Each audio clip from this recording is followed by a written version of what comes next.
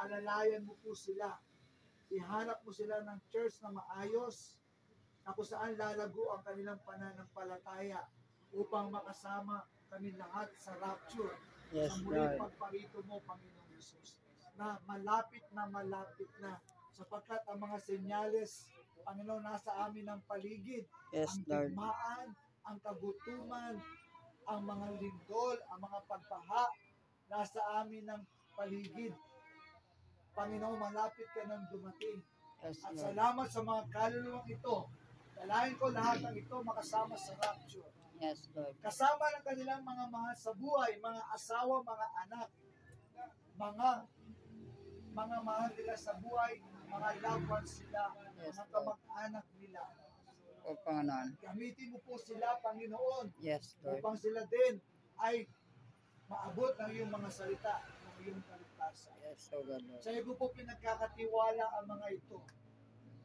Silang lahat, Panginoon. Alalayan mo po sila mula ngayon. Sagutin mo ang kanilang mga panalangin. Yes, O God, Lord.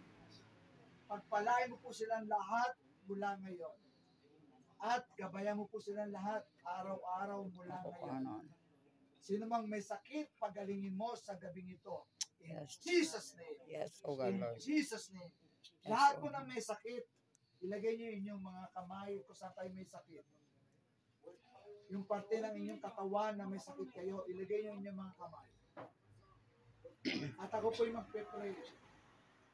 Panginoon, nakikita mo po sila ng mga may sakit. Sinasabi mo sa iyong mga salita sa pamamagitan ng iyong mga latay, sila iyong pinagaling. Yes, Lord. Panginoon, ang mga sakit na ito ay pinapaalis ko. Ginagamos ko mga espiritu nito na sakit at karamdaman at tinatapon ko pabalik sa hell in Jesus' name. I release right now the Jesus' spirit of name. healing Yes, in O God. Jesus' name. Jesus' name. In Jesus' name. In Jesus' name. Be healed. Be Yes, healed. yes, O God, Be Lord. healed in Jesus' most Yes. powerful name. Amen. Amen. Amen. Salamat sa kagalingan, salamat sa kalayaan, salamat sa kaligtasan, salamat sa kapatawaran.